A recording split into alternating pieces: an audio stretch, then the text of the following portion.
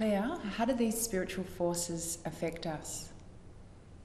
That's an interesting question, because as the wave builds and we start to feel the energies, and people don't understand what they're feeling, they get confused, they can get very irritable, and we get very nervy. And the reason for that is that these forces are actually, because they're raising your vibration, that's if you're flowing with it, not fighting it, your nervous system is the one that really resonates with it. So the nervous system is the one that really is affected first.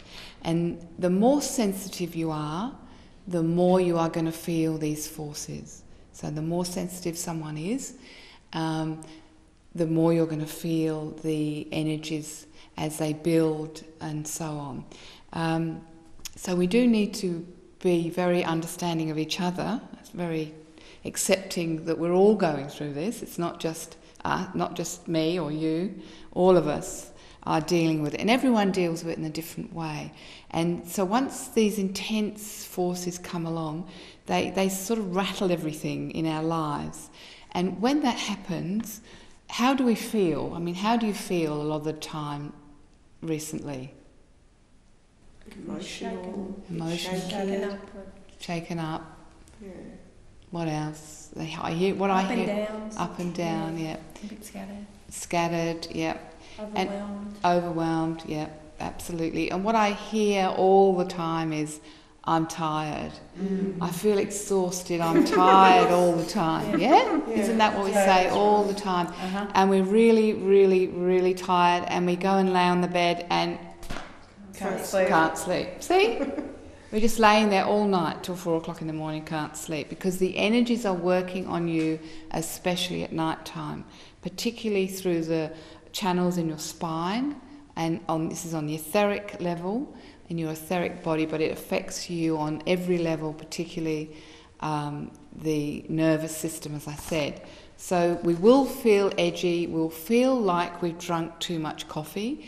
You know, you don't shake outwardly, but it's like your blood is shaking inside.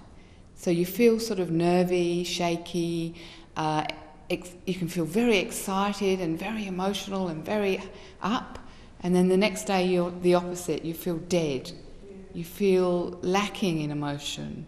So it seems to be very, you feel unstable really.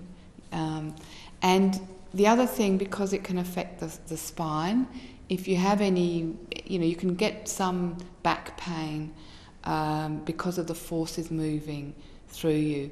Now obviously, if you have back pain or anything physical, you need to get it checked by a medical person. So don't assume it's spiritual, but it can mean that it is spiritual. It can start up an old wound, for instance. So it's a difficult energy to deal with at times, but remember, it passes. Okay, that's the really important thing to remember. This too shall pass.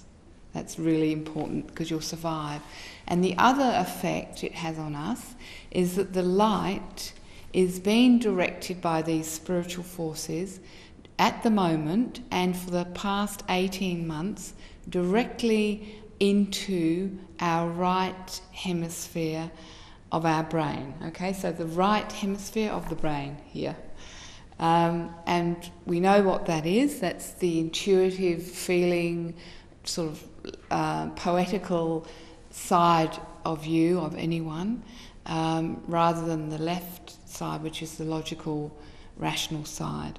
And the right side is being emphasised at the moment by the forces, because we need to wake up that side a lot more in people so that we can bring balance between the left side and the right side of the brain. Only when those two things are happening, the left and right are working together, are balanced within people, will the third eye chakra open, generally speaking, in people, which gives more clarity, gives more wisdom and intuition. And obviously we've sort of got a very left brain world that we live in, especially in the Western world. So that's why it's being emphasised. So you can get things on the right-hand side of your brain too, that emphasis. And it's interesting that the forces are also working on the right-hand hemisphere of the world brain. So if you see the world as an entity, then the right-hand hemisphere of the brain, of the world brain, is the Asian countries. So in the last 18 months, the forces are working directly focused in on particularly India and China, as we know, but all of those countries to the east, to bring them in line with the others, with the West. Not necessarily the same as the West, but energetically they will have the same value, energy value. So does that answer your question, Sharon? Thank you. Okay. And one more thing to remember also is that energy will be the buzzword. Everything in the future will be about energy and understanding energy and the correct use of energy. And you need to start with yourself. Energy in you need to value your energy. That's really, really, really important. Stop wasting your energy.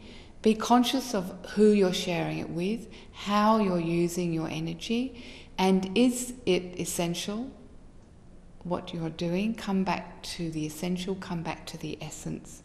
And that's very important for the whole of the world to be thinking that way, because what we have done in our world as a whole is we have wasted our energies as individuals, but we have become very free and careless with the Earth's energies and with the Earth's resources, and this is why we have all this environmental problems.